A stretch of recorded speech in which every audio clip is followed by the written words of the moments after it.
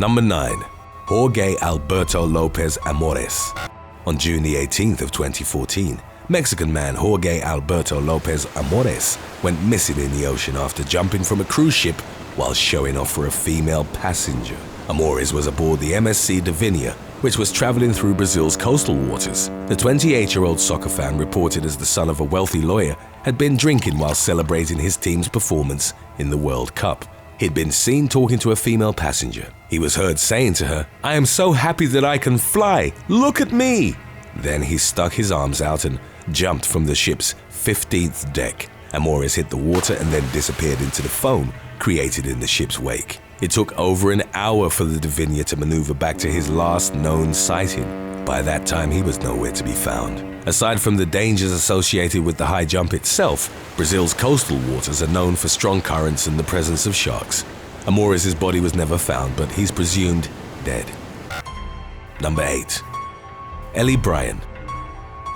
In November of 2019, 18-year-old Ellie Bryan suffered fatal injuries in a car crash on the outskirts of Amores, Wales. Bryan and 2 other passengers were in a Vauxhall Astra driven by 19-year-old Dylan Benjamin. Bryan, who sat in the back seat, wasn't wearing a seatbelt. A 5th member of their group, Lena Evans, was driving a Vauxhall Corsa. It was reported that the others were trying to get away from Evans after previously having thrown a firecracker at her car. When someone had made a comment about Evans following too closely behind, Benjamin decided to demonstrate his driving skills, reportedly saying, "I will show you how to lose her." He accelerated fiercely on the A487, but lost control of the vehicle at a sharp right bend. The Astra collided with a roadside tree before veering across the road and into an oncoming Audi.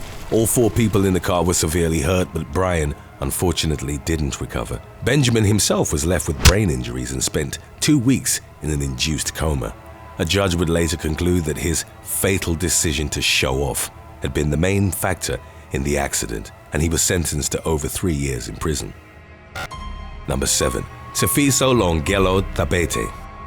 In 2017, a promising bodybuilder from Durban, South Africa died from injuries sustained in a failed backflip attempt. At the community center where the bodybuilding competition was held, the crowd cheered 23-year-old Taiso Longelo Tete on as an announcer listed his accomplishments. Tete, an IFBB junior world champion, began waving his arms and engaging the audience. He then ran towards the center of the mat and launched himself into a backflip.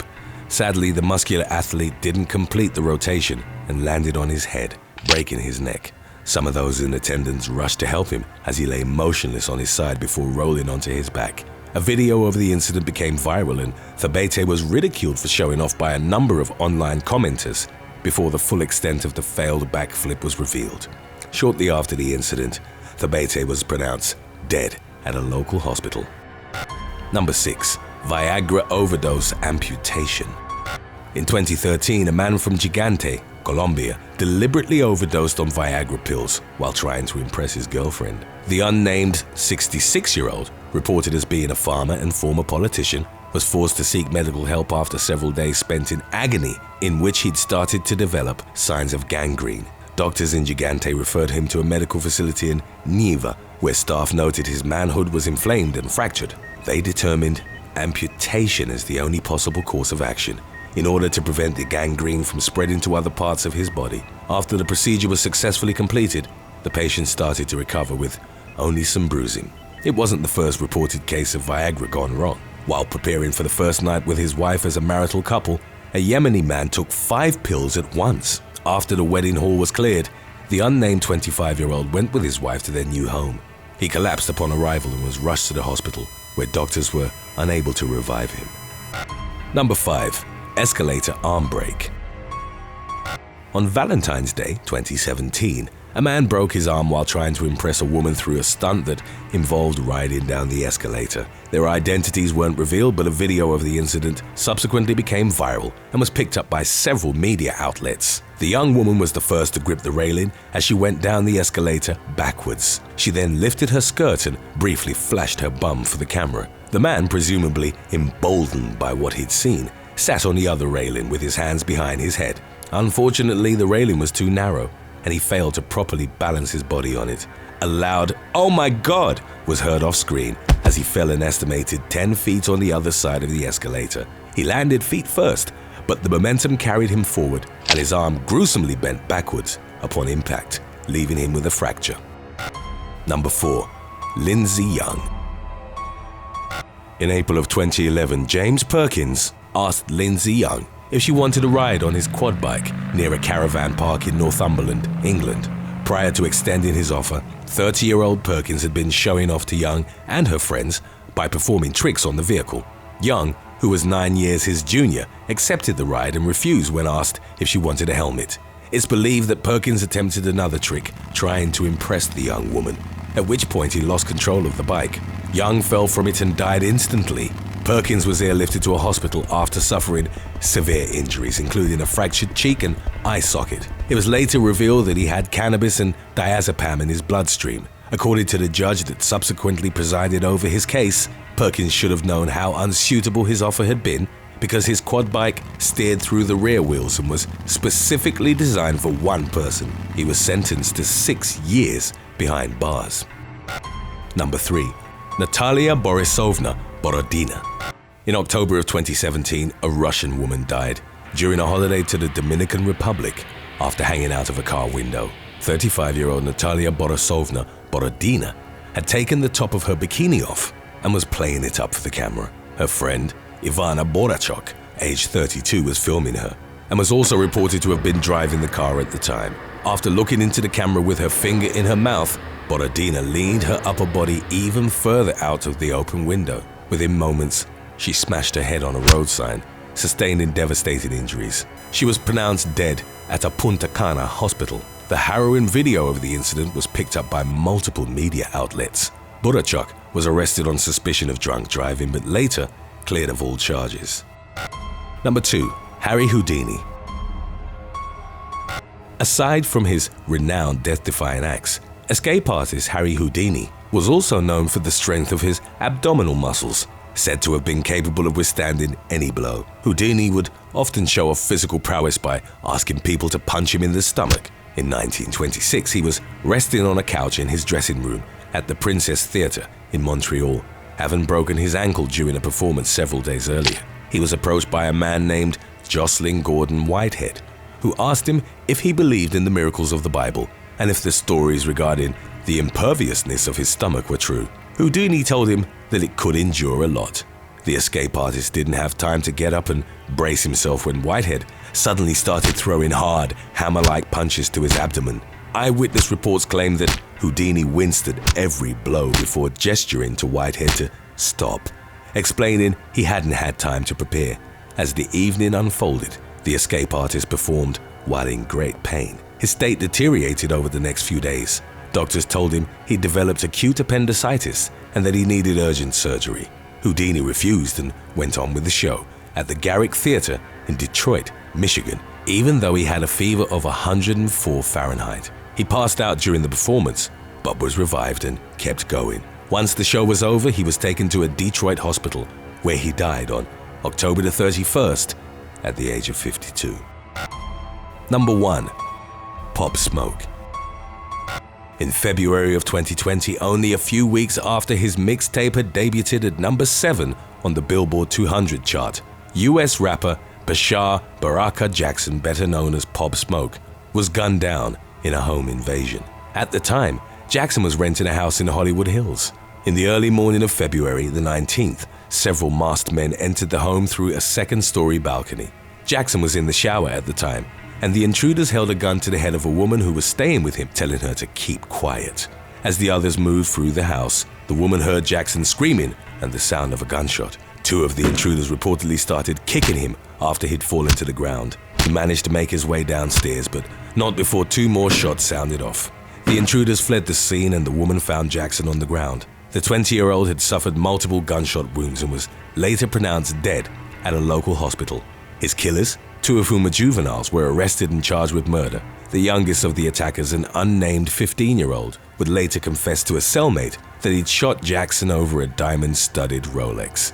He said that the rapper had complied with their demands at first, but that he then tried to fight them, at which point he was pistol-whipped and shot with a Beretta M9. The LAPD initially believed it to have been a targeted attack due to Jackson's alleged connections to the Crips.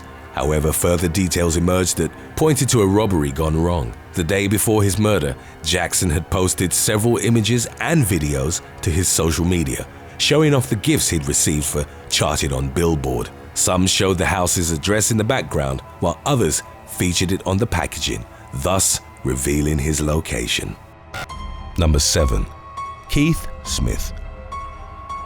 Roughly half an hour past midnight on December the 1st of 2018, Maryland police were dispatched to a home in the 1000 block of Valley Street, Baltimore, after they'd received reports of a violent altercation on the premises. Upon their arrival, officers learned that 52-year-old Jacqueline Smith had been fatally stabbed after stopping to give money to a panhandler. The victim's husband, Keith, told investigators that they'd been returning home after celebrating their daughter's birthday. He went on to say that he and his wife had driven by a woman carrying an infant in one arm and in the other a sign that read, "Please help me feed my baby." According to Keith's account of the incident, he pulled up next to the woman so that Jacqueline could hand her $10 through the car window. In the moments that followed, she was allegedly attacked by a man who was described as being in his 30s. Initial reports on the matter portrayed Keith as a traumatized victim who'd been an eyewitness to his own wife's murder. However, it emerged during the course of the police's investigation that his original testimony had been filled with inconsistencies and lies. His grieving husband facade, much like the rest of the story, had been a fabrication meant to distract investigators from the fact that he'd actually been responsible for Jacqueline's death, as was detailed by the Baltimore City State's attorney. The woman was actually asleep when the fatal stabbing occurred, and Keith himself had carried out her killing in order to secure a life insurance payout.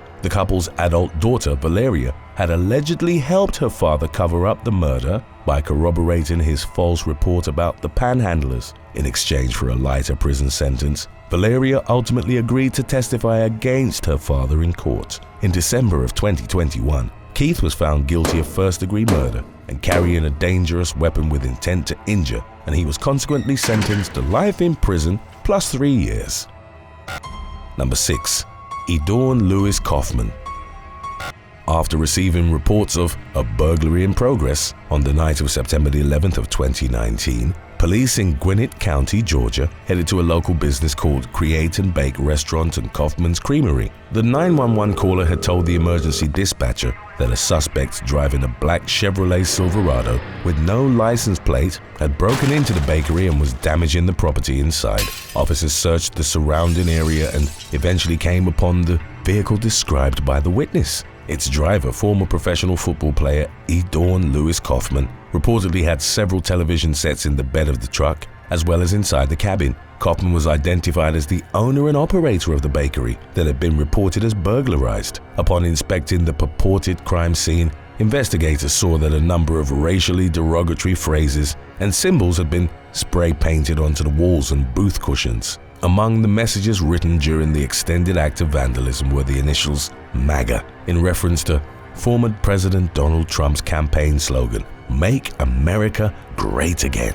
Law enforcement found shattered mirrors, sliced wires, and a destroyed video surveillance system as well. Kaufman claimed to have noticed the damage to his business earlier in the day, but had neglected to call the police. Following further investigation, however, it was determined that the destruction had occurred much later than Kaufman had initially stated. The authorities therefore concluded that the business owner had caused the damage himself in order to make it appear as though he'd been the victim of a hate crime. The fraudulent course of action would have allowed him to file a claim with his insurance company. Kaufman was ultimately arrested on charges of filing a false report of a crime, insurance fraud, and concealing a license plate. As of recent updates on the case, the charges levied against Kaufman were still pending, and he'd also been charged with aggravated assault and robbery for incidents unrelated to the burglary hoax. Number 5. Sabrina Belcher. In 2020, South Carolina rapper Sabrina Belcher ran to be the first African-American mayor in the town of Sumter. During the 29-year-old's campaign, reports surfaced that she'd been kidnapped, beaten, and robbed by an unknown assailant. The incident was streamed in its entirety via Facebook Live. Shortly before 11:30 p.m. on August the 18th of 2020, Belcher was taken to Prisma Health Toomey Hospital, where she was treated for the injury she alleged to have sustained during the assault, which had also resulted in her car windows being shattered. Much of the footage depicting the altercation was obscured by darkness, but Belcher's supposed attacker threatened to kill her multiple times before striking her in the stomach with a metal bat. The video came to an abrupt end as Belcher was being forcibly dragged from the car. A few days later, it emerged that Sumter police had actually taken Belcher into custody on charges of conspiracy and filing a false police report. The charges accompanied the revelation that the woman had staged her kidnapping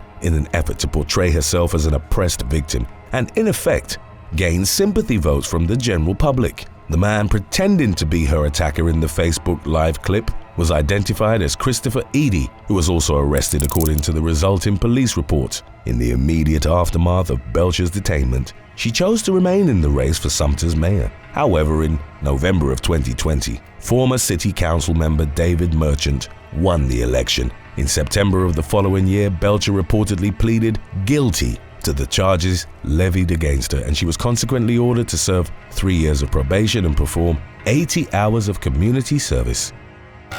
Number 4. Leah Jumo.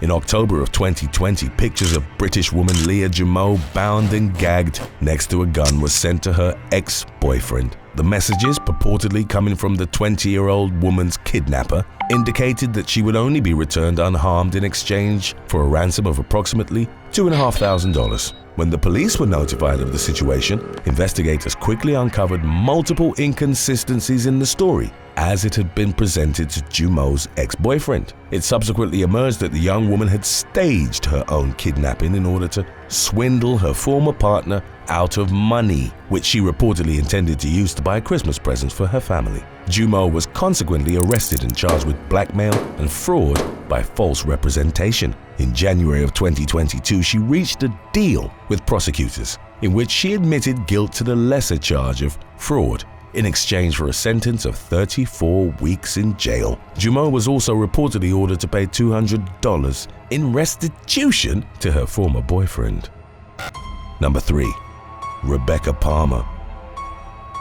In 2015, Rebecca Palmer made a series of allegations, including of assault, fraud, and blackmail, against a soldier based at the UK military installation in Tidworth. The soldier, who reportedly served with the King's Royal Hussars and was aged 20 at the time of his alleged crimes, was detained and questioned for more than 19 hours. After he was released on bail, 26-year-old Palmer accused him of violating the conditions of his discharge by stalking and harassing her. She also allegedly sent threatening messages to the man's mother and her friends. Shortly thereafter, the police determined that each of Palmer's allegations against the soldier had been completely fabricated. Subsequent reports detailed how she'd pretended to be a victim of the man's abuse, thereby making his life a living hell in an act of retaliation against him. The woman's anger reportedly stemmed from the unnamed soldier rejecting her romantic advances. Following a criminal trial at Winchester Crown Court, Palmer was convicted of 4 counts of perverting the course of justice, as well as 5 additional counts of sending malicious communications, to which she pleaded guilty. She was consequently sentenced to spend 5 years behind bars, a term deemed excessive by her lawyers, as they felt it didn't take into account her reported significant mental health difficulties. Number 2. Chris Hollingsworth. Louisiana State Trooper Chris Hollingsworth died after crashing into a highway guardrail in Monroe in the early morning hours of September the 21st of 2020. Days earlier, the 46-year-old police veteran had been interviewed by internal investigators about the 2019 arrest of motorist Ronald Green. The latter had reportedly been shocked with a taser and beaten to death with a flashlight following a high-speed chase in northeast Louisiana. As was captured by Hollingsworth's body cam, he'd initially boasted to fellow officers about brutally beating the man to the point of him being bloodied and barely conscious, in spite of the fact that he'd been apologetic and cooperative with the police. Upon being formally questioned about the incident, Hollingsworth's self-assured demeanor shifted to one of trepidation as he attempted to convey that he'd acted out of fear upon ruthlessly attacking Green. He attempted to portray himself as the victim in the situation, claiming to have been scared of what Green might do to him if left unrestrained. Detectives investigating the matter ultimately determined that Hollingsworth's revised version of the events didn't align with the facts of the case, deduced from body and dashcam footage. Due to his sudden death, the officer was never criminally charged in connection to Green's killing. Number 1. Samantha Alonso Luna. Shortly before 8:30 p.m. on June the 16th of 2018, officers from the Humboldt State University Police Department in Arcata, California, initiated a traffic stop after witnessing the passenger of a vehicle recklessly hanging their head out of the sunroof. In a series of videos later posted to Facebook, 5 members of law enforcement were shown getting into an altercation with another one of the car's occupants, 20-year-old Samantha Alonso Luna. As indicated by subsequent reports, she'd refused to properly identify herself to Officer Janelle Jackson, which led to a heated verbal exchange between them. As tensions escalated, Alonso Luna was pulled from the front passenger seat of the vehicle, at which point a second officer assisted Jackson in subduing her. Alonso Luna proceeded to shout a barrage of profanities at the officers as she kicked and fought them hysterically. At one point, the young woman allegedly grabbed the hair of one officer and refused to loosen her grip until she was finally placed in handcuffs and forced into the back of a cruiser. Court records detailed how, in the incident's aftermath, Alonso Luna was charged with 7 misdemeanors, including giving false information to a police officer, public intoxication, battery on a peace officer, and 4 counts of resisting officials. As of the latest updates on the case, it was reported that a plea deal was being negotiated between Alonso Luna and state prosecutors. Number 10. Tiago Felipe Souza Braganza and Walderson Jr. da Silva. In January of 2020, a Brazilian model named Ana Braga suddenly vanished from her California home. The 24-year-old had moved to Los Angeles in 2019 to further her modeling career, but January the 29th marked the last time anybody had heard from her. Braga knew 2 other Brazilian nationals, Tiago Felipe Souza Braganza and Walderson Jr. da Silva, also staying in California at the time. The woman's friends reported that she'd become distant after getting romantically involved with one of the men. One night, video surveillance captured Braga entering her home with the pair, who later claimed they were high on an illicit substance. They maintained that Braga had brandished a knife at them and, while acting in self-defense, that fatally strangled her with a power cord. However, in a video they'd taken just moments after killing her, Braganza and Silva were heard mocking the woman. Her body could be seen laying face down with a cord wrapped around her neck before the duo hid her in a comforter. Surveillance video captured the men leaving Braga's home while carrying the comforter. They placed the model's body into her car and subsequently drove 1,300 miles to Oklahoma City.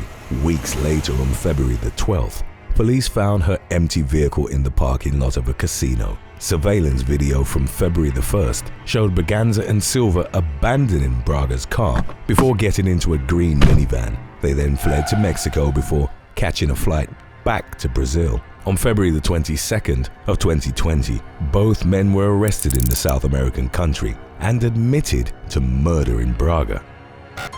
Number 9. Mory Travis. In May of 2002, Mory Travis, also known as the St. Louis Killer, was arrested in connection to a string of deaths in the area. Between March of 2001 and May of 2002, Travis was proven to have been responsible for the murder of at least 12 escorts, whose bodies were found along roadsides throughout the city. Police sorted through several pieces of evidence that pointed to Travis, including a map that the man himself had anonymously sent to the authorities with the location of one of his victims' bodies. Investigators were able to trace the map back to Travis's computer. When they searched his home, the police found a chamber in his basement where they determined he tormented his victims before killing them. Recordings were found that showed abuse, torture, and at least one instance of Travis strangling a woman to death. He admitted to committing 17 murders, but only 12 bodies were found. Travis was arrested on June the 7th of 2002, but just 3 days later was found dead in his cell after he'd hung himself. Number 8. Richard Davis and Dina Riley. In 2006, Missouri police discovered the body of Michelle Hafrishi, burnt and buried in a shallow grave. Investigators found evidence that linked Richard Davis and his girlfriend, Dina Riley, to the crime. However, by the time the connection was made, the couple had fled and gone into hiding. While searching their home, the police came upon graphic videos that showed the couple torturing and abusing both Hafrishi and another woman, Marsha Spicer, whose body was also found in a shallow grave. After an 8-day manhunt, the police eventually captured the couple. Davis received the death penalty while Riley was given 9 consecutive life sentences for the murders. In December of 2020, it was announced that Davis had died behind bars at the age of 56. Number 7. Gregory Graph.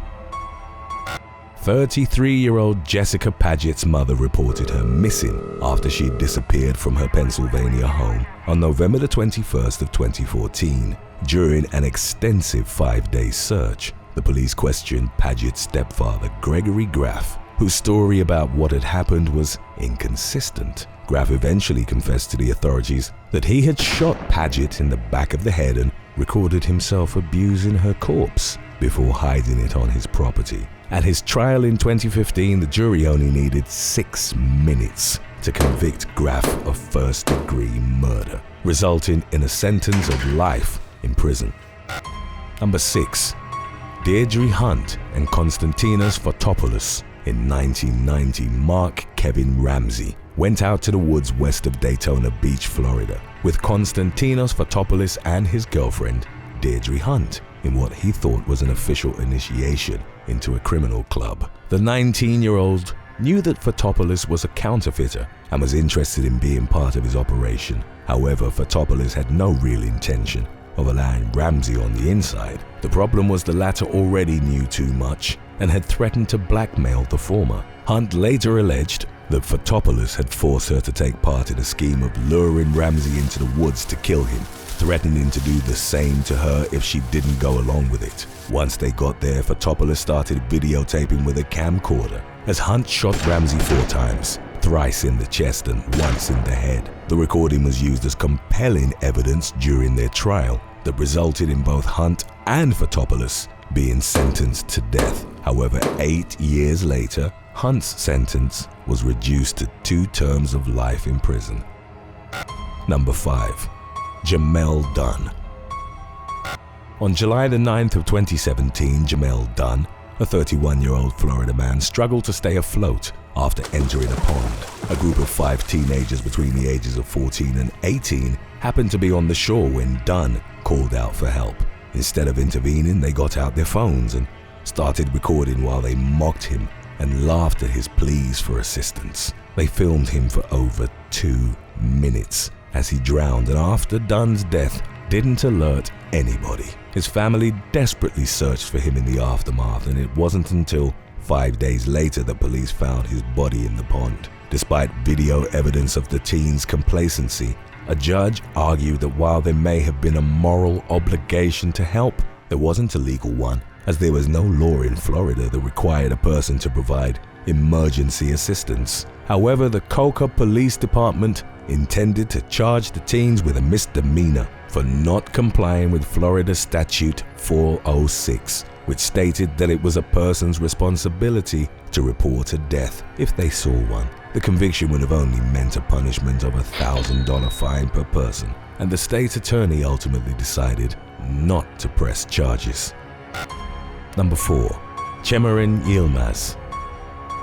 On September the 16th of 2018, a UK teen was fatally beaten and stabbed by 4 other teens in what was believed to have been a gang-related incident. The victim, Chimin Ymas, had ties to the Mile Road gang, while his killers, Aaron Miller, Caleb Brown, Jacob Morgan, and Ramon Juana, were part of a rival gang called the Black Tom Gang. Investigators uncovered video footage that showed prior tension building up between Yilmaz and his rivals before the attack against him took place. The 4 teens recorded the entire incident on Snapchat, which included the stabbing, beating and bludgeoning of Yilmaz with a hammer. His friend called for help and the team was rushed to the hospital where he died the next day. All 4 youths were found guilty at their trial and sentenced to life in prison.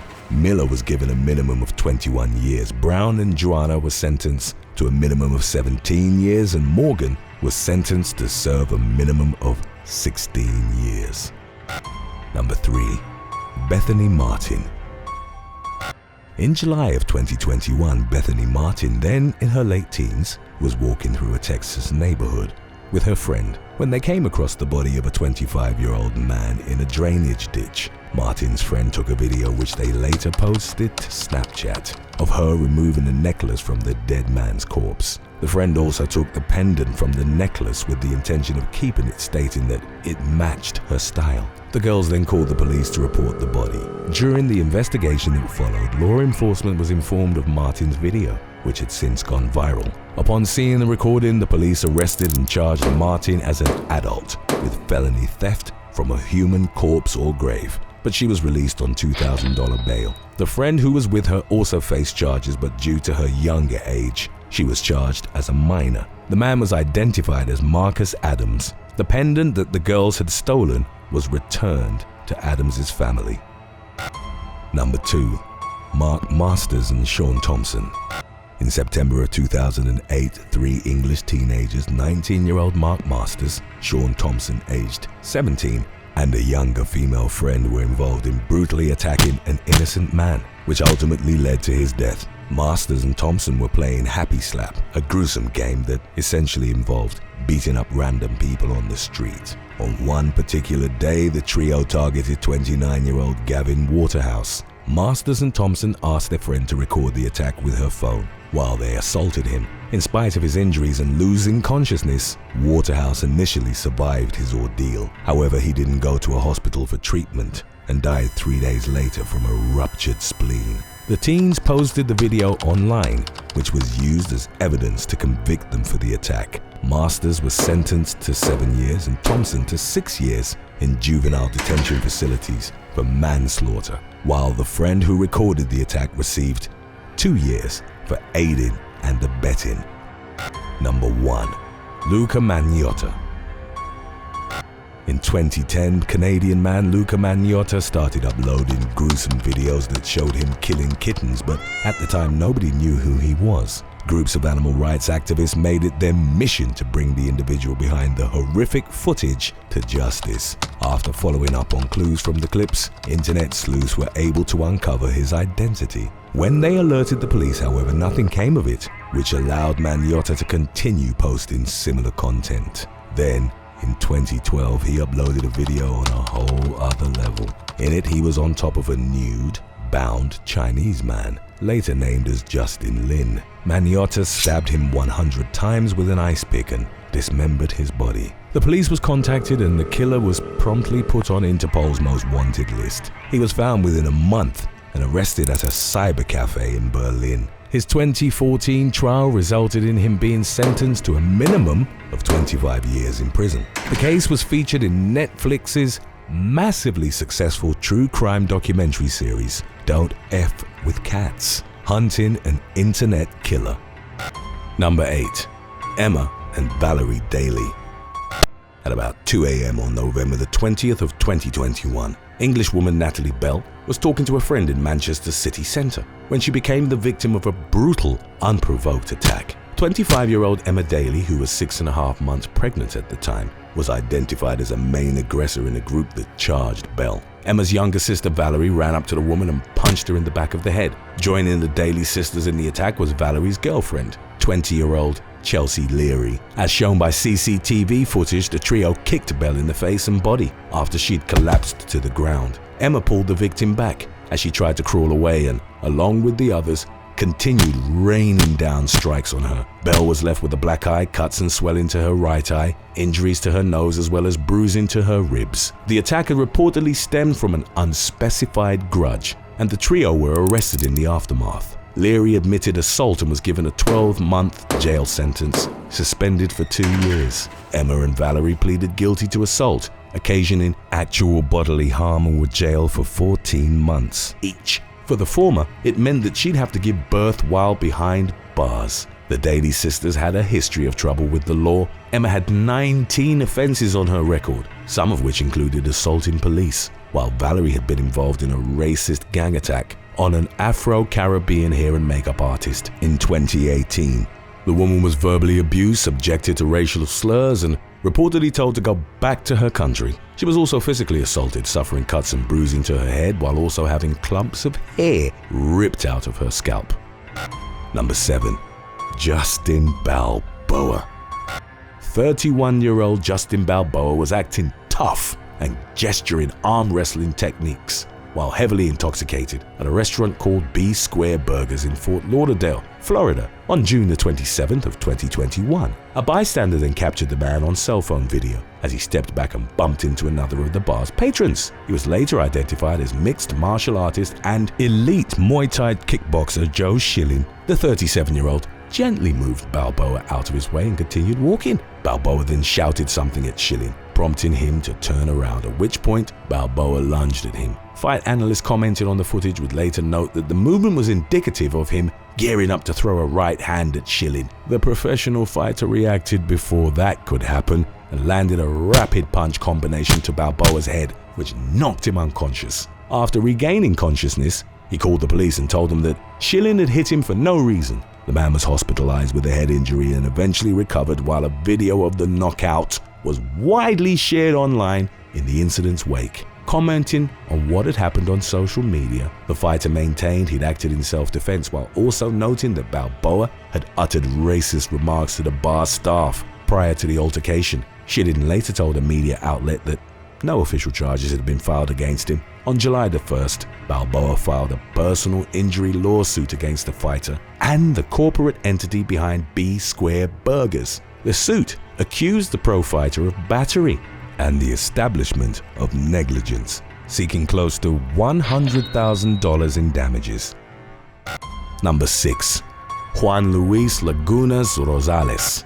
Teenage influencer Juan Luis Lagunas Rosales became popular on social media in his native Mexico through videos in which he drank heavily, as well as for his baby face and sense of humor. At the age of 15, before finishing high school, he moved to Culiacan, the capital and largest city of Sinaloa. The state was notorious for its criminal activity, with its eponymous cartel once headed by notorious drug lord Joaquin El Chapo Guzman. Rosales rose to fame through an internet persona he dubbed the Pirate of Culiacan and amassed close to 2 million followers across various social media platforms. Then in late 2017, the inebriated influencer was filmed insulting Mexico's most wanted man, drug lord Nemesio El Mencho Oseguera Cervantes. Under his leadership, the Jalisco New Generation Cartel had become one of the country's leading criminal organizations, with much of his reputation relying on the aggressive use of extreme violence.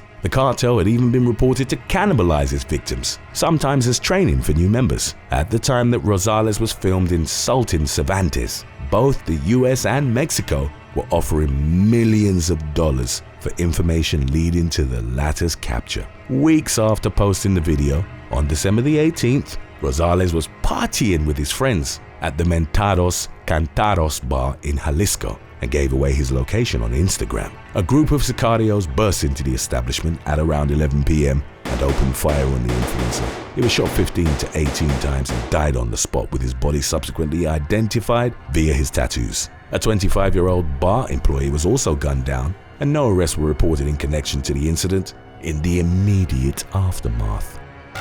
Number 5. Autumn King.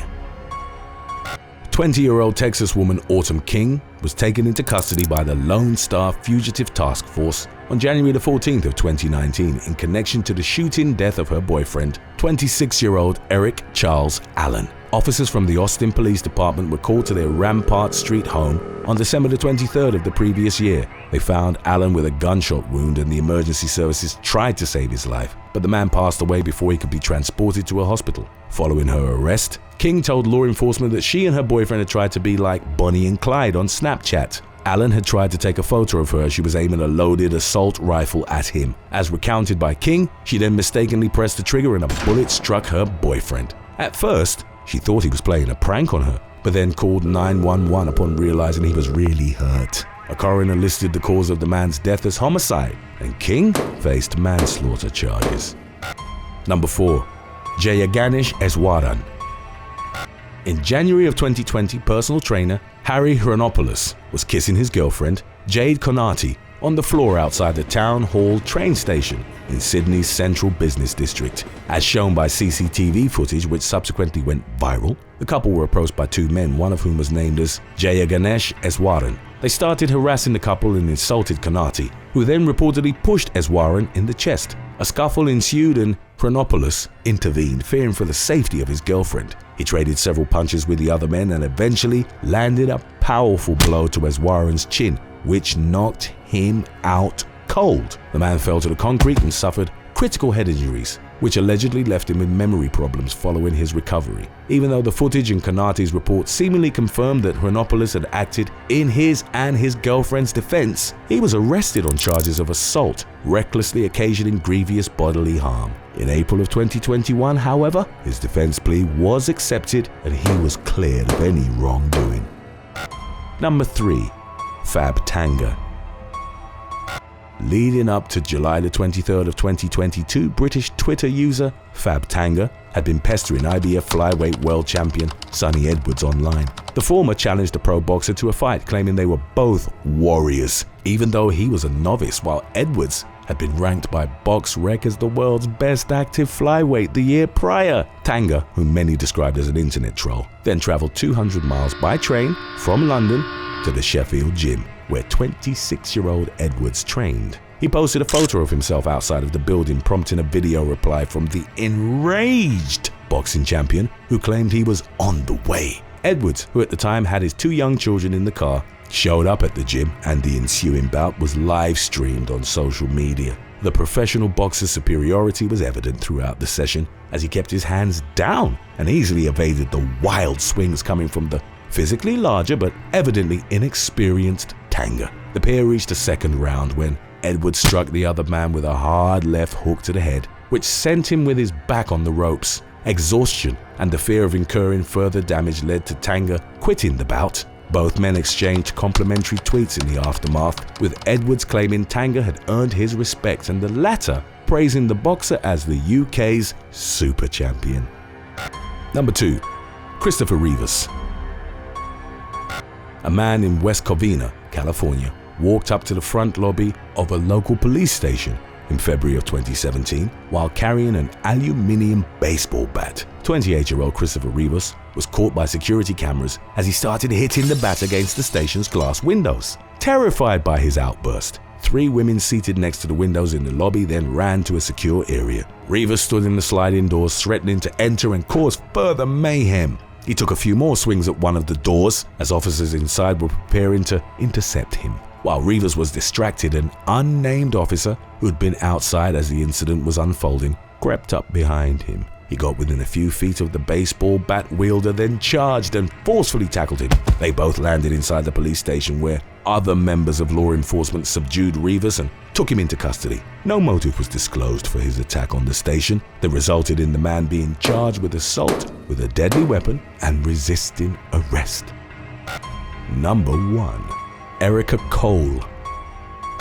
Alabama woman Erica Cole was arrested in July of 2019 on charges of attempted murder, assault, and reckless endangerment. A heated road rage argument had occurred along Highway 69 in Dodge City, involving the 31-year-old, her husband, Nicholas, and another motorist. The confrontation culminated at a home in Bremen on County Road 160, where Erica brandished a pistol with the intention of shooting the unnamed person involved in the feud. She misaimed her weapon, however, and accidentally shot her husband in the head. The man was rushed to the intensive care at the UAB hospital and subsequently pronounced to be in stable condition. Emma was arrested, but it wasn't made immediately clear if she had any legal representation. An investigation was launched into the incident, which generated a number of conspiracy theories among internet users. The most prominent speculation was that Erica and the other motorists knew each other, and they deliberately set up the road rage confrontation so that she could kill Nicholas.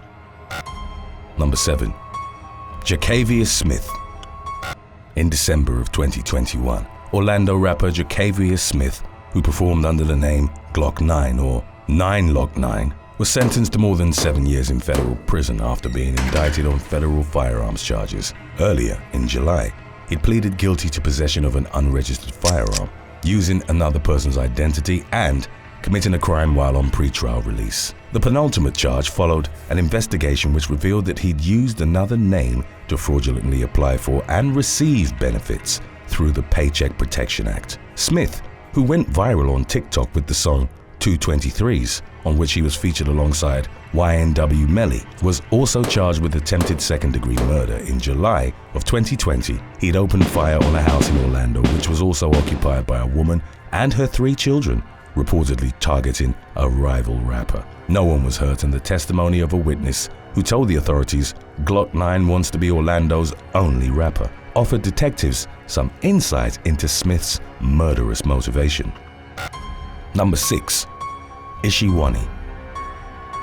Former high school cheerleader Karina Slusser moved to New York City from a small town in rural Pennsylvania in the summer of 2017. Less than 2 months since her arrival in the metropolis, Slusser disappeared without a trace from a motel in the Queensboro, where rooms were rented by the hour. It later emerged that the young woman, then aged 19, had been ensnared in a human trafficking ring, offering escort services. Her first handler had been 32-year-old procurer Giovanni Puguero, who allegedly sold Slusser to various buyers with whom she was expected to engage in intimate relations. They stopped working together after an incident in August of 2017, when the young woman reportedly caught Puguero stealing $300 from her purse. Upon confronting him about the theft, she was slammed against a wall and choked. Slusser was granted a temporary restraining order against Puguero before, in early September, she became involved with a new procurer. He was aspiring rapper Ishiwani, a man in his early 20s who'd already been handling another woman when they met.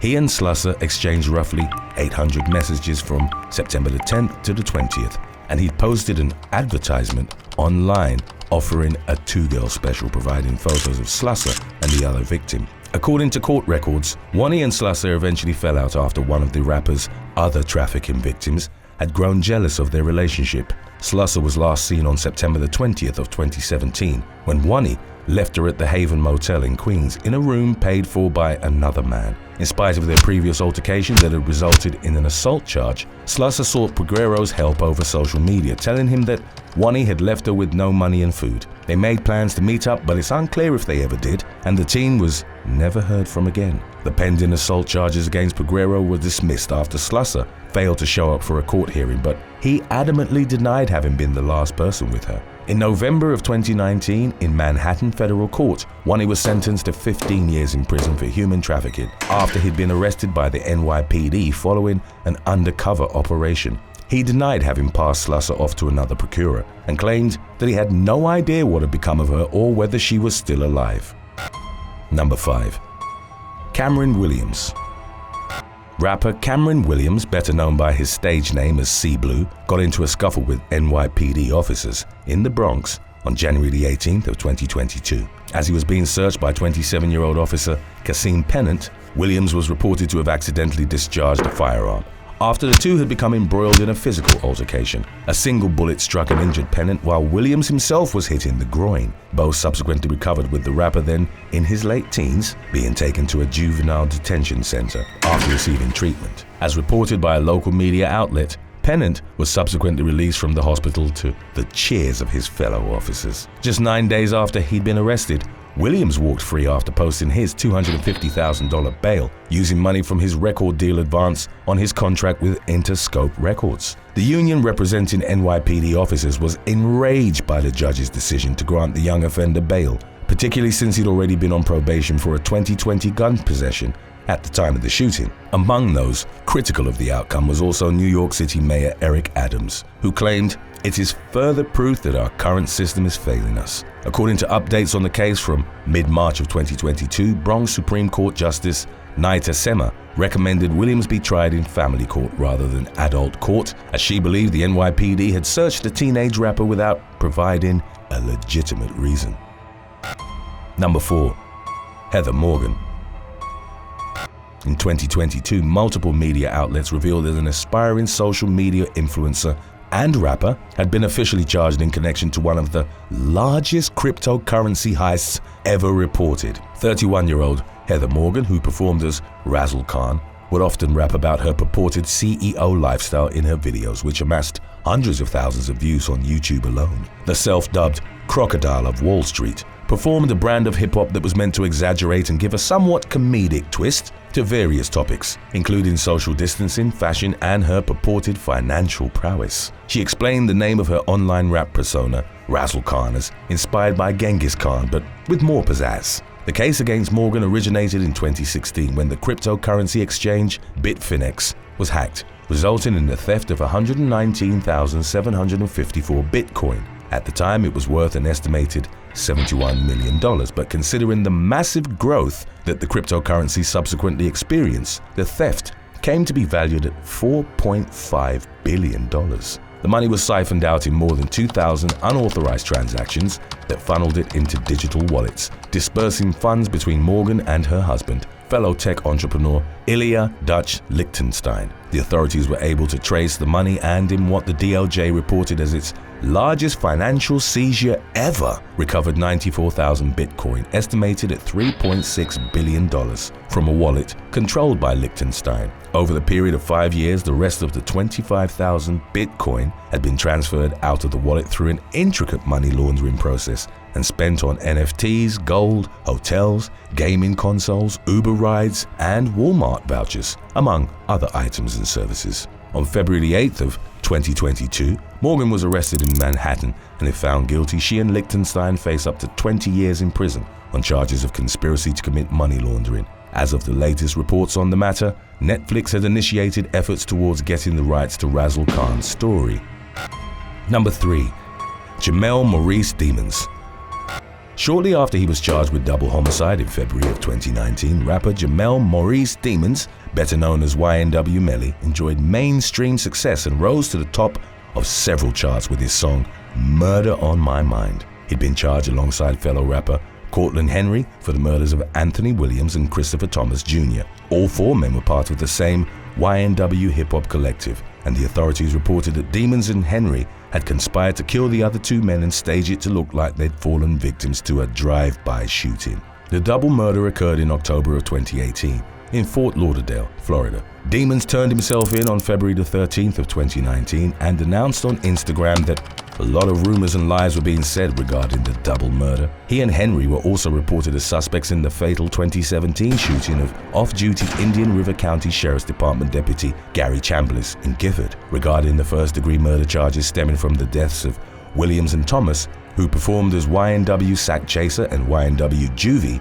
Demons pleaded not guilty, and his trial date was scheduled for May the 23rd of 2022. The 22-year-old's lawyers were concerned that lyrics from Murder on My Mind, one of which read, "I'm a murderer, yes, yes," might be used against him in court. While rumors arose in the aftermath that the song was a confession to the double homicide, with the controversy adding to its mainstream draw, it had actually been released a year prior to the shooting. Number 2. Fontrell Antonio Baines. 31-year-old rapper Nuke Bizzle, whose real name is Fontrell Antonio Baines, was ordered to stand trial on December the 29th of 2020 in downtown Los Angeles after being charged with access device fraud, aggravated identity theft, and interstate transportation of stolen property. Through his music and social media accounts, Baines openly bragged about getting rich by fraudulently obtaining jobless benefits under the Coronavirus Aid, Relief, and Economic Security Act. Baines exploited the Pandemic Unemployment Assistance provision of the Act, designed to expand access to unemployment benefits to self-employed workers, independent contractors, and others who would not otherwise be eligible. He uploaded a video to YouTube which has been viewed over 350,000 times, entitled EDD, which is short for the Employment Development Department, the department that administered the benefits. In the shocking video, Baines basically gave up his entire illegal operation, and while holding up several envelopes from the EDD, rapped that he was getting rich by going to the bank with a stack of these, likely in reference to the debit cards that came in the mail from the department. Another man featured on the song further expanded on the delusional ingenuity of their money-making scheme by rapping, "You gotta sell cocaine, I just file a claim. Baines also bragged about defrauding the EDD on his Instagram. An investigation discovered at least 92 EDD debit cards preloaded with over $1.2 million in fraudulent obtained benefits mailed to addresses in Beverly Hills and Koreatown to which Baines had access. He and others involved in the operation had spent over $700,000 in cash from the cards. The rapper pleaded not guilty to the felony charges leveled against him, for which he faced a maximum sentence of 22 years in federal prison. Number 1. Qualin Wilson. In September of 2012, rapper Young QC, whose real name is Qualin Wilson, was at the funeral of his mother, Yolanda Holmes. Others in attendance remember that Wilson, an only child, seemed distant and unaffected by his mother's passing. 45-year-old Holmes, who owned the Nappy Head Salon in uptown Chicago, had been fatally stabbed and shot at her home in the 1000 block of West Montrose Avenue. While the incident, which occurred on September the 2nd, was initially investigated as a robbery gone wrong, it soon emerged that Wilson had hired a hitman to kill his mother. The reason, as reported by the authorities, had been financial gain and a desire for fame. As claimed by friends of the victim, Holmes would always financially help her son, spoiling him with expensive clothes and a Camaro, but he reportedly wanted more. Within a week of the woman's death, Wilson liquidated her bank accounts, which totaled over $90,000. And he was also the beneficiary of her 2 life insurance policies. The wannabe rapper used the money to fund and flaunt a lavish lifestyle across Facebook, YouTube, and Instagram. His displays of wealth included him being in expensive cars, wearing designer clothing, or holding up massive stacks of cash. In one clip, he was seen giving back to his fans by launching $100 bills in the air to a frantic gathering. The authorities soon identified him as the mastermind of Holmes' murder, and he was arrested. Wilson was ultimately sentenced to 99 years in prison, just 1 year less than the sentence handed down to Eugene Spencer, the assassin he'd hired and whom he'd told in a phone conversation to make sure his mother was dead. Number 7. Umar Mza. On March 27th of 2017, a man wearing a hood and a mask burst into a Paddy Power betting shop in Birmingham, England. He brandished a gun and demanded a female worker open the safe, then forced her to fill a carrier bag with $21,628 in cash, $466 in coins, and also $259 taken from the register. The robber removed his disguise as he left the establishment, and management was able to quickly identify him from CCTV footage as 26-year-old Umar Mza. It later emerged that the man had made the starkly uninspired decision of robbing the same gambling parlor where he'd previously left a resume containing all of his personal information. He'd failed to secure the job, but it wasn't specified how much time had elapsed since he'd left the application. The police raided his home and found the carrier bag, an imitation firearm, and a betting slip on which he'd written, "I have got a gun. Open the door or I will shoot you."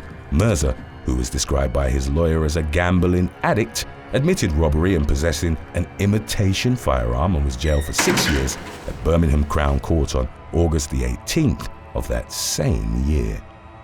Number 6. Annabella Jukes. A New Mexico teenager and her boyfriend were charged with murder in January of 2022, following a failed hostage scheme. A combination of successive, ill-fated decisions eventually resulted in the death of 24-year-old former correction officer Elias Otero. In February of 2021, his brother Nicholas was lured by 18-year-old Annabella Jukes to a late-night in-person meeting at an address in Albuquerque she'd claimed was her home. They then drove to Alvarado Park in Nicholas's red Lexus. As he later told the police, his suspicions had begun to mount as Jukes asked him about the necklace he was wearing, where he kept his cash, and if he had a gun in the car. Nicholas then spotted the teen secretly calling someone later identified as her boyfriend, Adrian Avila, on her cell phone and letting him listen to their conversation. By the time Nicholas realized he was being set up, a second vehicle approached his from behind. He was robbed at gunpoint by Avila and an accomplice before being forcefully driven to the home of his older brother, Elias. It was there that the kidnappers threatened to kill Nicholas unless Elias gave them more money. The latter emerged from the residence with a gun and warned the other men he was going to shoot them. Avila then opened fire on Elias, killing him in the street. Nicholas jumped from the car as the suspects fled and later alerted the authorities. Jukes had used Snapchat in order to initially lure Nicholas, thus leaving a traceable digital footprint. Through the social media platform, she'd also tricked a victim in a previous carjacking of the very same vehicle that was used to kidnap Nicholas. Avila turned himself into the authorities in late December, and Jukes was arrested the following month. They were each charged with murder, kidnapping, armed robbery, tampering with evidence, and conspiracy. Number 5. Bridget Ann Barnett.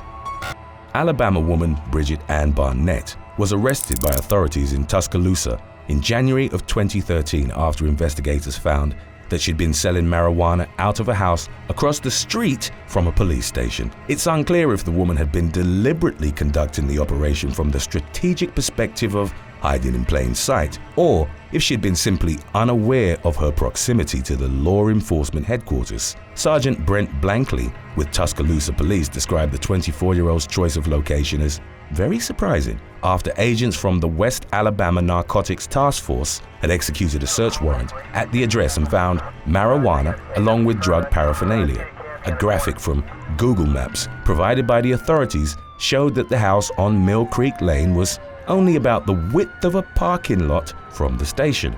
Barnett was booked into Tuscaloosa County Jail on an $81,000 bond after being charged with 2 counts of first-degree distribution of marijuana, 1 count of possession of marijuana, and 1 count of possession of drug paraphernalia. Number 4. Deborah Hamill.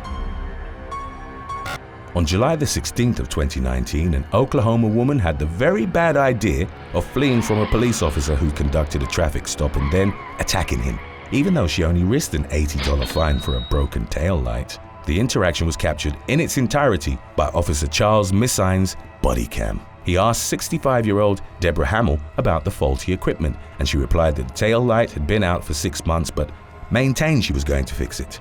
Hamill then grew agitated when Missine wrote her an $80 ticket and refused to sign it. As tensions escalated, the officer ordered the woman to get out of the car and told her she was under arrest. Hamill didn't comply, told the officer to shut up, and then drove away. Missine got into his vehicle and chased her for several minutes. After Hamill eventually pulled over, he commanded her to exit the vehicle with his weapon drawn, but she continued being uncooperative. Missine holstered the firearm, then pulled the woman out of the car and pushed her onto the ground. Hamill rolled onto her back and, according to court documents, kicked the officer in the groin region, telling him, "I said leave me alone and I mean it." It was at that point that Missine pulled out his taser and fired it at Hamill, leaving her writhing in pain. Once handcuffed and inside the police cruiser, Hamill told the officer that he didn't have to use his taser on her, but Missine defended his actions, pointing to the woman's repeated defiance. When the officer mentioned the fact that she'd kicked him, Hamill claimed to have done so because she was a country girl. The encounter, which could have ended in a fine for the woman, concluded with her facing a charge of misdemeanor resisting arrest as well as a felony charge of battery or assault and battery on a police officer. Number 3. Clint Butler.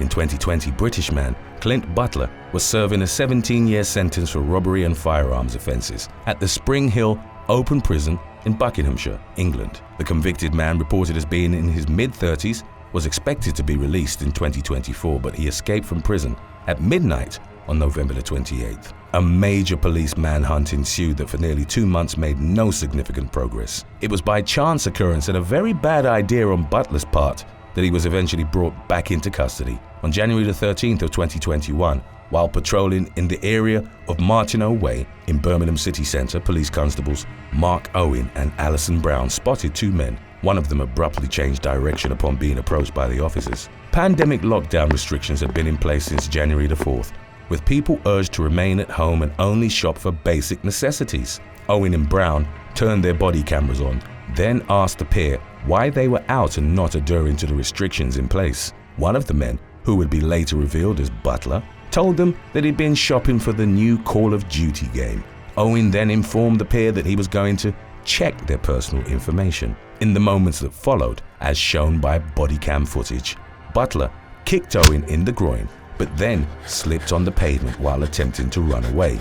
The officers tackled him to the ground, and in the struggle that followed, Butler punched Brown in the face. The law enforcement officers called for backup and were assisted by nearby security guards towards incapacitating Butler. After being placed in handcuffs, he gave the officers a false name and admitted that he had cannabis on him, before eventually confessing that he was on the run. He was jailed for 13 months for absconding from prison and 6 months for assaulting the officers, with the sentences ordered to be served consecutively. West Midlands Police Superintendent Nick Rowe described Butler's decision to go out with a friend and buy a game in the middle of a lockdown while he was on the run from the authorities as idiotic and a mystery. Number 2. Douglas Peter Kelly. A Florida man was arrested for drug possession in 2018 after asking the police to test his methamphetamine and telling them he intended to press charges against his dealer.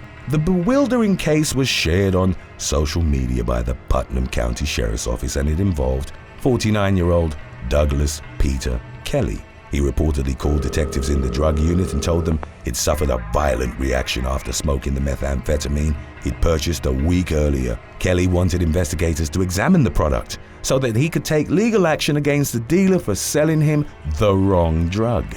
The detectives, albeit taken aback by the call, were happy to oblige and told Kelly to come down to the station, which he did. The man handed them a clear, crystal-like substance wrapped in aluminium foil that was later confirmed as methamphetamine. Kelly was arrested for possession and taken next door to the Putnam County Jail.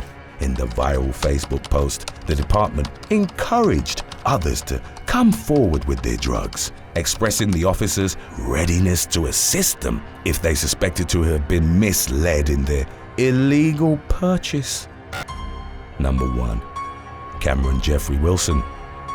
27-year-old Cameron Jeffrey Wilson ended up in the custody of authorities in Washington through a series of blunders that had begun with him accidentally shooting himself in the testicles on April the 5th of 2019. While at his Kashmir home, Wilson was carrying a handgun in his front pocket when the weapon went off, releasing a bullet that pierced his groin and thigh. The 13-time convicted felon told his girlfriend to get rid of the gun and then went to the hospital. Court records detail that as Wilson was being treated for the gunshot wound, a balloon of marijuana slipped out of his backside.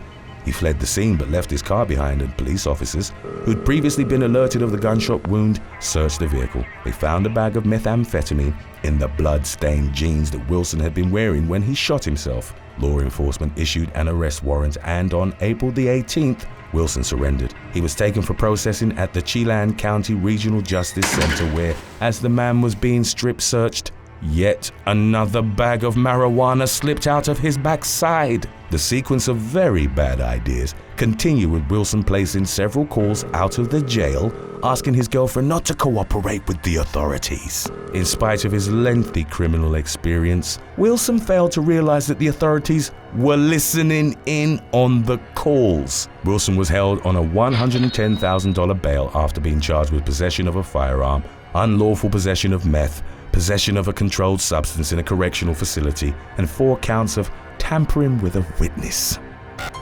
Number 7. Jake Lloyd. After starring opposite Arnold Schwarzenegger in Jingle All the Way, child actor Jake Lloyd rose to worldwide fame after he was chosen by director George Lucas to play young Anakin Skywalker in Star Wars Episode 1: The Phantom Menace. The 1999 movie was one of the most highly anticipated productions of its time, but many felt it hadn't lived up to expectations for various reasons, including character and storyline choices. Even though 8-year-old Lloyd won a Young Artist Award for his performance, a portion of the harsh criticism was aimed at his acting. He consequently went through a period of severe emotional turmoil. He was reportedly bullied at school and harassed by the press for his role in The Phantom Menace to such a degree that he soon decided to retire from acting. In March of 2015, when Lloyd was in his mid-20s, the police were called to the Indianapolis home of his mother, Lisa Riley. She alleged that he'd arrived at her residence and verbally berated, then physically assaulted her. Riley declined to press charges, revealing that Lloyd suffered from paranoid schizophrenia and hadn't been taking his medication at the time. She would also later state that the former child actor had a symptom called anosognosia, meaning that he was unaware of his mental health condition. In June of that same year, Lloyd, who went by the surname Broadbent, was arrested in South Carolina. The sheriff's office had been alerted to a reckless driver. Lloyd sped away upon being approached by law enforcement, and a chase ensued on Interstate 95. During the pursuit, Lloyd reportedly drove at upwards of 100 miles. He crashed through a fence and went off-road, ultimately coming to a halt after crashing in some small trees. Lloyd was charged with reckless driving, driving without a license, and resisting arrest. He wasn't released on bail and was eventually transferred to a psychiatric facility. In 2020, his family announced that he'd moved closer to them and continued receiving treatment for his condition. Number 6. Haley Joel Osment. Haley Joel Osment began his acting career in the mid-1990s portraying Forrest Gump's son in the eponymous film that went on to win 6 Academy Awards. He rose to further prominence through the psychological thriller The Sixth Sense, which earned him an Academy Award nomination of his own, and by starring in Steven Spielberg's AI, Artificial Intelligence. Osment, who was still in his early teens, had become one of Hollywood's most recognizable faces. As his once blooming career slowed in its ascension, Osment reportedly began struggling with substance abuse. One of his most notable legal troubles was a car accident in the summer of 2006 when he was only 18 years old. He lost control of his 1995 Saturn while driving through Glendale, California, then struck a mailbox which caused his vehicle to flip over. He managed to exit the Saturn on his own after suffering a broken rib and a fractured shoulder blade. Osment faced several charges that stemmed from him having had a blood alcohol level nearly twice the legal limit and for being in possession of marijuana. He faced jail time and ultimately pleaded no contest to driving under the influence of alcohol and misdemeanor drug possession. He was sentenced to 5 years probation, fined and ordered to undergo 60 hours in an alcohol rehabilitation and education program. In more recent years, another incident involving Osment took the form of a public meltdown at a Las Vegas airport in 2018. The child star, then aged 29, started shouting obscenities in the gate agent's face upon being informed that the flight was full. He was quoted as threatening, "I'll destroy you," and also shouting, "Do you know who I am?" According to witnesses at the scene, many hadn't, in fact, recognized Osment. The authorities were called, but it's unclear what charges, if any, the former child actor faced. Number 5. Sean Weiss. Although he's made appearance on several successful TV series, Sean Weiss is best known for his role as Greg Goldberg in the Mighty Ducks movies. The trilogy arguably represented the pinnacle of Weiss's acting career, but he would subsequently become the focus of media attention through a series of legal troubles, most noticeably since 2017. In July of that year, he was arrested for shoplifting close to $151 of electronics from a store. He pleaded no contest to petty theft charges and was sentenced to 150 days in the Los Angeles County Jail. Weiss served less than 2 weeks and was released due to overcrowding.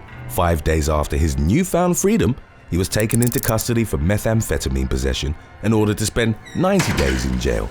In August of 2018, Weiss was arrested for public intoxication, with his mugshot showing the toll the addiction had taken on his body. He looked emaciated and ashen, nearly unrecognizable from the goalie he'd portrayed in Mighty Ducks. Weiss's most recent encounter with law enforcement occurred in 2020, after he'd broken into a man's house while under the influence of methamphetamine.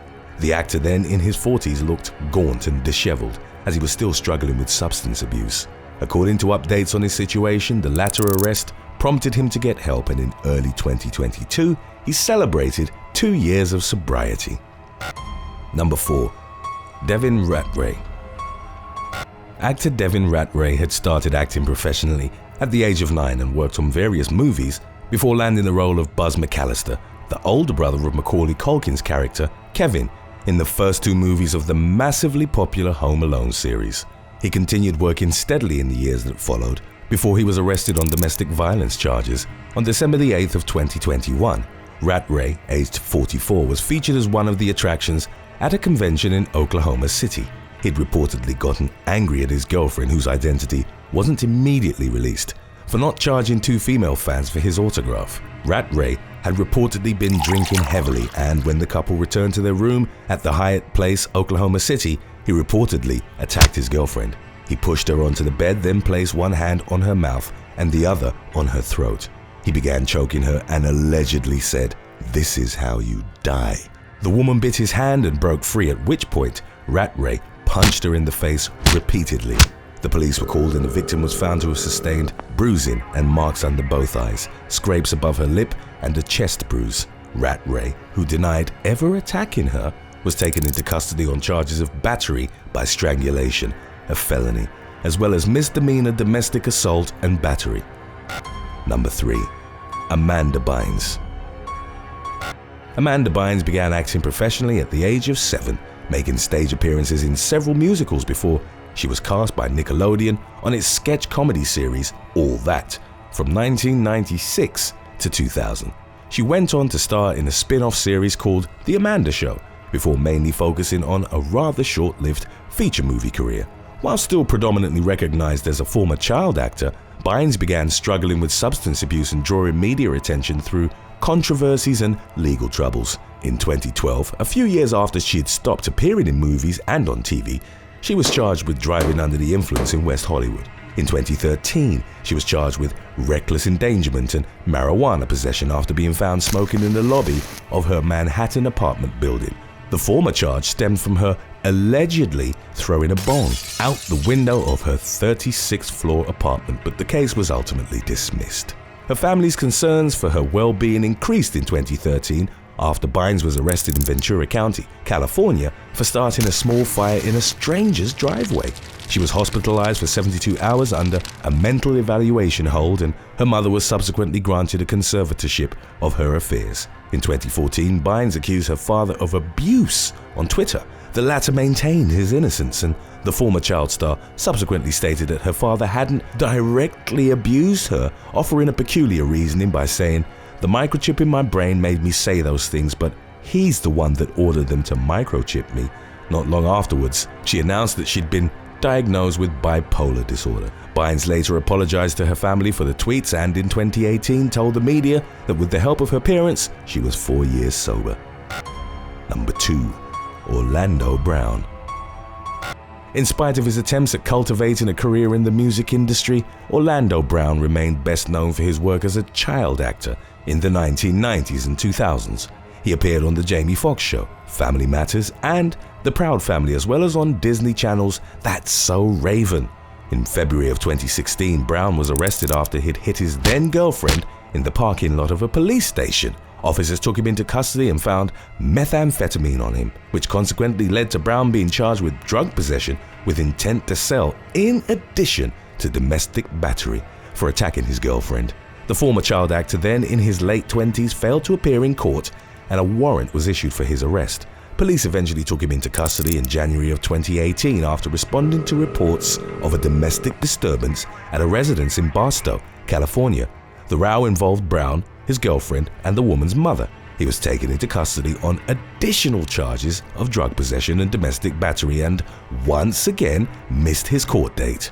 On April the 13th, bounty hunters apprehended him in Las Vegas, where they found him hiding in a homeowner's closet. Number 1. Danny Bonaduce.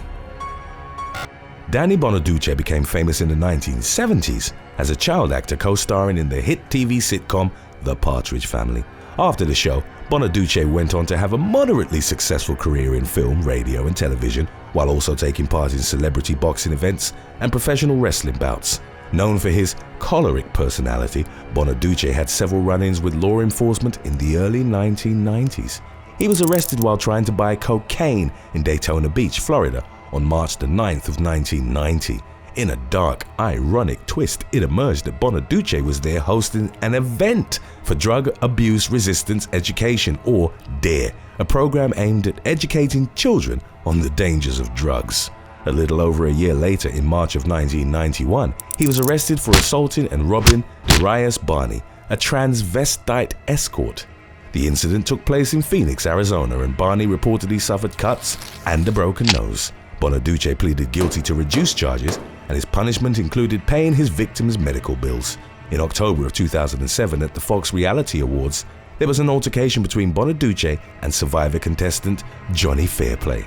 They were both on stage, and Fairplay had reportedly jumped on the former child star to hug him.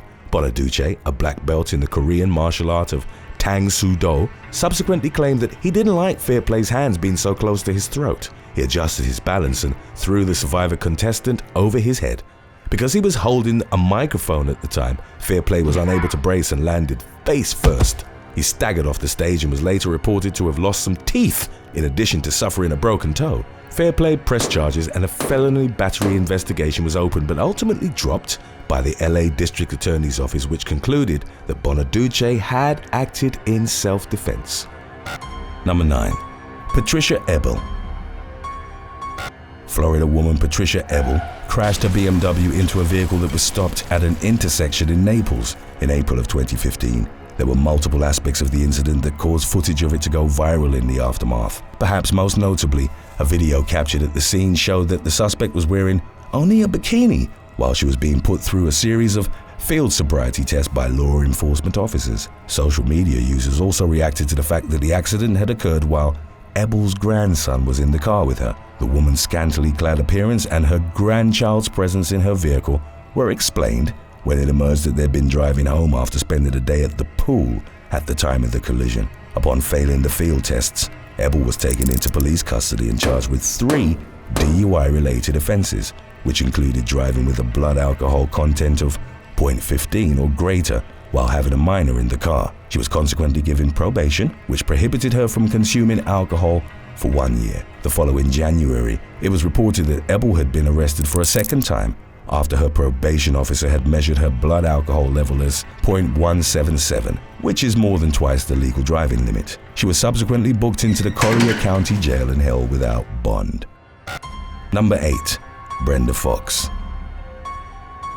On January the 22nd of 2017, in the afternoon, a police officer was dispatched to the Commons Mall in Columbus, Indiana, in response to a call about an unsupervised toddler. Upon his arrival, the officer reportedly spoke to a woman who'd spotted a 2-year-old boy by himself on the mall's playground. The witness reported that the child had what appeared to be human excrement on his hands, which she and another bystander cleaned while awaiting the police. The Good Samaritan had also reportedly attempted to locate the boy's parent or guardian at the playground, but none could be found, at which point she contacted law enforcement. The toddler was subsequently taken to the Columbus police station, where he was looked after by case workers from the Department of Child Services. A short time later, 51-year-old Brenda Fox went to the station to inquire about her grandson, subsequently identified as the boy who'd been found at the mall. Fox claimed that she hadn't seen the police arrive at the playground, nor had she been approached about the boy by any bystanders. Officers at the station noted that Fox appeared to be under the influence of narcotics, and she was consequently arrested and booked into the Bartholomew County Jail on a charge of neglect of a dependent. Her grandson was later released to the custody of his parents. Number 7. Paul Riley. At around 9 p.m. on July the 23rd of 2019, deputies of the West Monroe Police Department in Louisiana responded to reports of a shooting in the 300 block of Ludwig Avenue. The victim, who wasn't named in subsequent reports, told the officers that he'd been shot by a man named Paul following an escalating argument. An eyewitness verified the victim's claims and also informed the police that the alleged shooter resided nearby. When deputies arrived at the respective address, they encountered 21-year-old Daquan Menefee. A police report indicated that officers found a gun in Menefee's possession that had been previously reported as stolen, an aspect that investigators learned after checking with the National Crime Information Center. Menefee claimed that his grandfather, who was identified as Paul Riley, had given him the firearm after he'd used it in the shooting to which the police had originally responded. Both Menefee and Riley were subsequently taken into custody, with the latter facing charges of possession of a stolen firearm, obstruction of justice, and attempted second-degree murder. Number 6. Edward Williams. In May of 2020, it was reported that police in Post Falls, Idaho, had received a call about a young child being allowed to drive a car on the roadway. When officers pulled over the vehicle in question, which had also reportedly been seen swerving onto the sidewalk and nearly hitting parked cars, they watched as the driver picked a young girl up off his lap and placed her on the seat next to him. When questioned by the police as to why he had allowed his 10-year-old granddaughter to operate a moving vehicle, the man, identified as Edward Williams, claimed that he was trying to be a good grandpa. It also emerged that Williams had an active warrant out for his arrest, which stemmed from an incident in Washington in which he'd allegedly escaped from community custody. He was thereupon arrested and charged with 2 counts of injury to children and fugitive from justice. Williams's grandchildren were reportedly picked up from the scene of the traffic stop by their mother. Number 5. Marie Pierre. Florida mother Julie Belliard left her 5 children in the care of their grandmother on September the 20th of 2019. When the grandmother, 55-year-old Marie Pierre, went to pick up Belliard later that day, she reportedly left the children aged 3 to 9 alone at her residence. While Pierre was gone, Belliard's 4-year-old daughter grabbed a kitchen knife and threw it at the television set. The blade reportedly bounced off the TV before hurtling towards the girl's 9-year-old brother and hit in the back of his head. One of the other siblings saw the boy bleeding and attempted to get in contact with either Belliard or Pierre, but neither of them answered the phone. The boy subsequently tried to call the police but accidentally dialed 991 instead of 911. He then ran outside and solicited the help of a neighbor, who promptly contacted the authorities. Officers arrived at the scene and the boy who'd been accidentally stabbed was airlifted to a hospital with what were described as non-life-threatening injuries. During the ensuing investigation, it emerged that the 5 children were unwashed, unkempt, and had several bug bites on their legs. The conditions in which they'd been living were described as deplorable, and they were consequently removed from the home by the Florida Department of Children and Families. Belliard and Pierre were both arrested and charged with child neglect. Number 4. Limom Cheeks. Tennessee woman Limom Cheeks was arrested in June of 2018 after a video of her releasing 2 children from pet kennels surfaced online. The 62-year-old reportedly confessed to Memphis police that she'd driven approximately 30 minutes from Whitehaven to Collierville with her 2 grandchildren locked in dog cages in the back of her vehicle. According to an arrest affidavit, the children claimed that there wasn't enough space for them in the back seat, so Cheeks told them to climb inside the cages for the remainder of the ride. The grandchildren would later tell officers that they'd felt uncomfortably hot in the kennels, as temperatures in the area had risen to 95 degrees Fahrenheit on that day. The video of Cheeks taking the children out of the cages, which was recorded by a concerned passerby who subsequently contacted the police, went viral on social media in the incident's aftermath. The shocking nature of the footage resulted in the story being covered by several international news outlets. Cheeks was charged with 2 counts of child endangerment, but ultimately pleaded guilty to a lesser charge of violation of child restraint and was sentenced to a day in jail. Number 3. Claudia Patterson. On the night of June the 27th of 2021, police in Memphis, Tennessee, pulled over a truck that had been driving recklessly through traffic. Upon noticing the patrol car's lights flashing behind her, the driver, Claudia Patterson, allegedly mounted a curb before eventually coming to a complete stop and exiting her vehicle. The officers at the scene noted in the ensuing police report that the 51-year-old smelled strongly of alcohol, and they also found an open liquor bottle inside her truck. Furthermore, they reportedly came upon Patterson's 2-year-old grandson, who was unrestrained in his car seat. When asked for her driver's license, the woman was unable to provide it as it had previously been suspended and revoked due to several other DUI arrests. Patterson was reportedly listed as a habitual revoked offender in the police's database. She was consequently taken into custody once again and charged with multiple offenses including child abuse and neglect, driving under the influence, and driving with a revoked license. Number 2. Billy Lovell Gibson. Following a disagreement with his aunt, a 7-year-old Louisiana boy retrieved a .22 lever-action shotgun from a locked gun safe at his Minden residence and shot her on August the 18th of 2017. When officers arrived at the scene, the child's grandfather, Billy Lovell Gibson, reportedly told them that the shooting was an accident, a version of events which the victim, who'd sustained non-fatal injuries, corroborated. The following week, however, Gibson was taken into custody by Webster Parish Police on suspicion of giving false information to investigators. The 79-year-old was consequently charged with felony contributing to the delinquency of a juvenile. The police determined that the shooting wasn't an accident, as Gibson had initially claimed. The boy had reloaded the gun 3 times, firing a total of 4 rounds in his aunt's direction, according to the findings of the investigation. Gibson's perceived responsibility for his grandson's actions stemmed from the fact that he'd made no effort to put the weapons in his home out the boy's reach. It was a concerning decision, particularly since the youngster had documented anger management issues and a reported habit of shooting things on the property, including the family's vehicles. Although the child's age precluded him from being held criminally responsible, he was referred to the state's social services in the wake of the incident. Number 1. Evelyn Miller.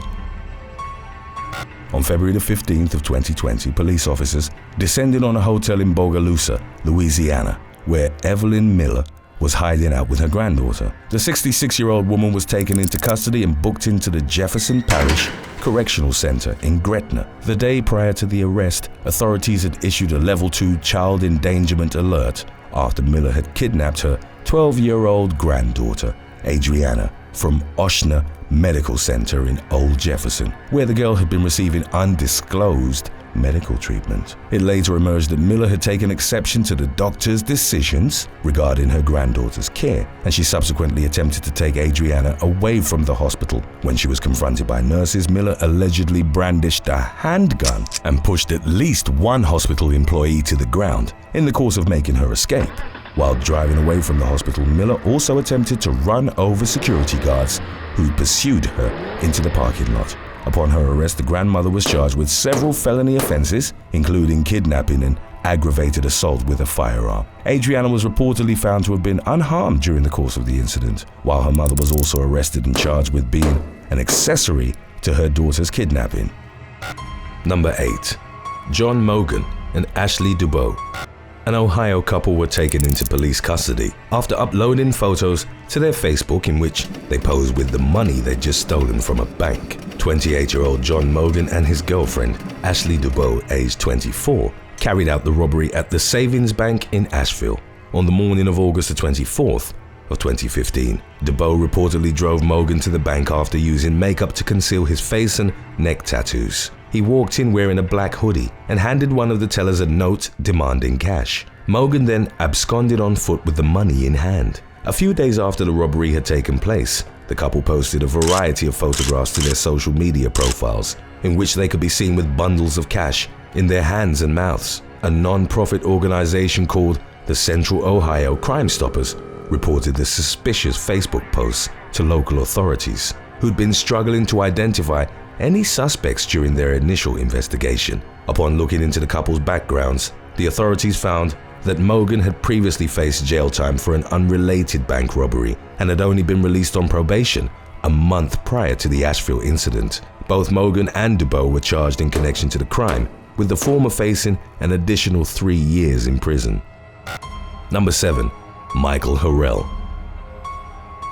A man unwittingly incriminated himself while committing a bank robbery by handing the teller a stick-up note with his personal information on it. The U.S. Bank in Cleveland, Ohio was robbed on July the 19th of 2019 by Michael Harrell, a 54-year-old man who was a regular customer at the branch. Harrell slid the note stating his nefarious intentions across the teller line. Upon reading it, the female bank employee realized that he'd accidentally written his demands on a slip of paper that also listed his name and home address. The robber had reused a note that he'd received from the Ohio Bureau of Motor Vehicles earlier that same day. The teller gave Harrell the money he demanded and even addressed him by his name in the process of completing the transaction. The robber subsequently fled the scene, and the teller was able to use the personal information written on the back of the stick-up note to identify Harrell to the authorities. He was arrested soon afterwards and, in spite of the damning evidence, ultimately pled not guilty to the crime.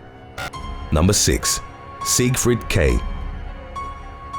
A man responsible for an attempted heist in the city of Osnabrück was labeled Germany's dumbest bank robber by the tabloid newspaper Bild. The robber, identified only as Siegfried K., entered what he'd thought to be a bank in May of 2011. Siegfried would quickly discover that the building was occupied by a private physiotherapy practice and hadn't operated as a bank for 17 years. Siegfried grabbed a hostage while wielding a plastic toy gun and demanded $13,500 as ransom. Upon realizing he wasn't standing in a financial institution, he instead forced a bystander to withdraw approximately $500 from a nearby ATM and subsequently fled in a stolen car. Law enforcement officers were able to lift the man's fingerprints from the toy gun, which he'd left inside the vehicle after abandoning it. With his 22 previous criminal convictions taken into consideration, Siegfried was sentenced to 7 years behind bars for the robbery.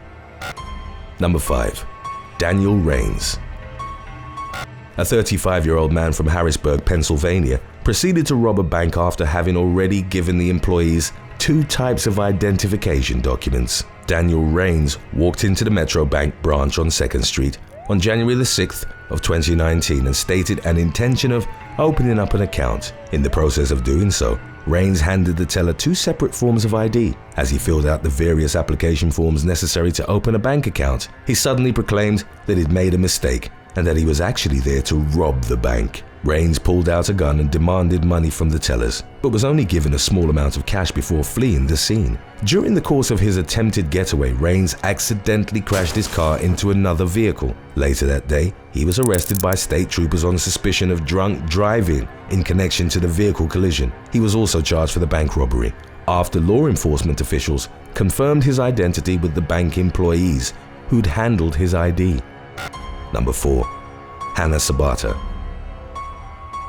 On November the 28th of 2012, Hannah Sabata, aged 19, uploaded a video to YouTube in which she openly bragged about robbing a bank. The day before Sabata's video surfaced online, the Nebraska resident had gone to the Waco branch of Cornerstone Bank and made off with more than $6,000 while holding the employees at gunpoint. She fled the scene in a stolen car, which police would later find at Buckley Park in the city of Stromsburg. In the self-incriminating video she recorded after the robbery, Sabata recounted the crime she'd committed in great detail. The YouTube upload was titled Chick Bank Robber and featured Sabata's open admission to stealing a vehicle in York and conducting an armed robbery in Waco. The video, which also showed Sabata holding up thick stacks of cash, was set against the backdrop of music by the band Green Day. Sabata was arrested by police that same day and ultimately faced a prison sentence of 10 to 20 years. During her ensuing incarceration, she was found guilty of assaulting a guard and had 1 to 2 years added to her sentence. Number 3. Edna Flores. An armed bank robber who voluntarily gave the teller his state-issued ID was remanded into custody as he was in the midst of committing the crime. On January the 25th of 2021, Edna Flores, aged 34, walked into a PNC bank in the Humboldt Park section of Chicago with the intention of stealing $10,000. He wore a surgical mask, a dark-colored jacket, and a baseball cap beneath his hood as he approached the teller line and handed the bank employee a note. He had filled out a deposit slip for the amount of $10,000 and had reportedly written "No die packs" and "Armed" at the bottom of the ticket. The teller subsequently activated the bank's silent alarm and, in an attempt to stall the robber until the arrival of law enforcement, requested he fill out a withdrawal ticket. Flores was asked to show an ATM card and some form of identification, at which point he volunteered his temporary Illinois ID card. The ID not only featured his photograph but also listed his name and date of birth. Chicago police officers arrived at the bank about 12 minutes after Flores had entered the building. They positioned themselves behind the robber in line. He was arrested in front of the teller window and was subsequently charged with 1 count of bank robbery. Investigators discovered that Flores possessed an extensive criminal history, including more than a dozen past arrests and an array of criminal charges. Number 2. Luke Carroll and Anthony Prince.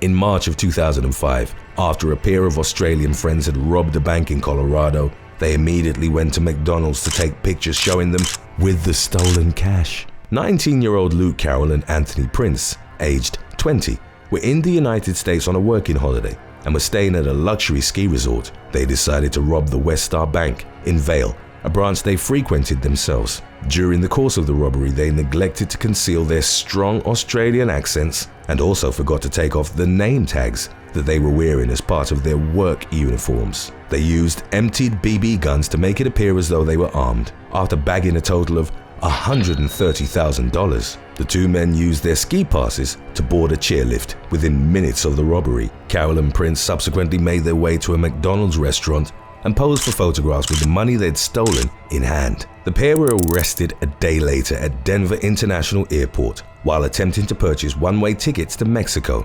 Both Carroll and Prince pleaded guilty to the crime, and they were imprisoned for 5 and 4 years respectively. Their failed robbery attempt was the subject of widespread mockery and ridicule, with media outlets dubbing the two friends Dumb and Dumber. Number 1. Orlando Henderson.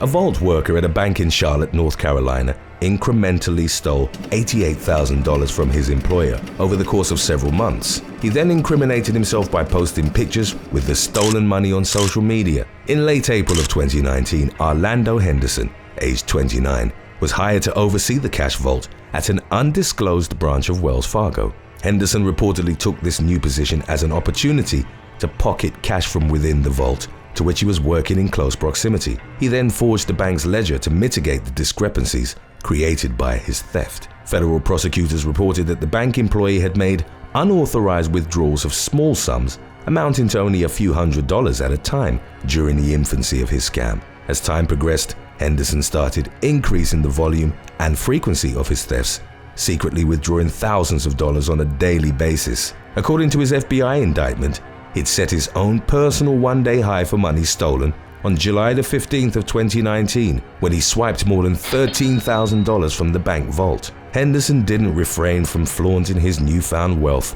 to his followers on social media. In a series of photographs posted to his Facebook and Instagram profiles, Henderson could be seen posing with a brand new white Mercedes-Benz that he just recently purchased. He made the $20,000 down payment for the luxury vehicle using a portion of the cash he had stolen. Henderson also posted pictures of himself holding enormous stacks of bills. As the FBI had begun investigating the missing cash, the posts were used to identify Henderson as the culprit of the massive theft. Following his arrest, Henderson faced various charges in relation to his crimes, the maximum penalty of which was 30 years in prison and $1 million fine. Thanks for watching. Would you rather rob a bank with no getaway vehicle or undergo surgery with a butter knife? Let us know in the comments section below.